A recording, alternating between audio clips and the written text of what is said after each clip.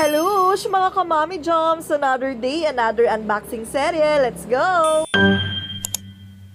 So, for today's tindahan serye ay nakapag-check out ulit tayo ng mga paninda, and ito talaga yung mga mabili sa aking sari-sari stores. Ito nga pala yung mga panindang hinahanap-hanap ng aking mga suki, hindi lang para sa bata, dahil pwedeng-pwede kahit kanino. Sa super sarap ba naman itong crispy marshmallow ay talagang mapapabili ka ng paulit-ulit. Meron na nga rin pala itong 300 pieces, and talaga namang hindi to tumatagal sa ating store dahil talagang nauubos agad. Super fast moving sa sobrang sarap, pati itong crispy yogurt.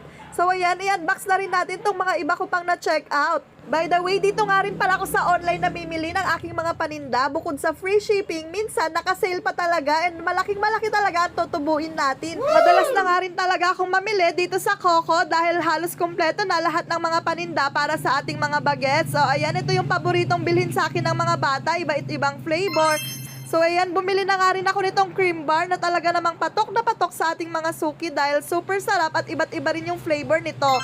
So nabebenta ko nga rin pala to ng 5 pesos each, and hindi rin to tumatagal sa ating store dahil paulit-ulit na binabalikan ng ating mga suki. Iba-iba nga yung flavor nito, talagang may pagpipilian ka kung anong gusto mo. Sa sobrang sarap nitong cream bar ay talaga namang favorite din namin tong mag-ina. So ayan, pina-approve ko kay Baby Ara, and talaga namang super creamy at super linamnam. So isa nga rin tong eyeballs na talaga namang binabalikan ng mga bata dahil sa super cute na packaging niya na parang totoong mata, pero sa loob ay meron talaga ditong gummy na merong masarap na feeling sa loob. So ayan, tikman natin, and talaga namang sobrang sarap. Ilalagay ko pala lahat ng link ng ating mga paninda. Check out na!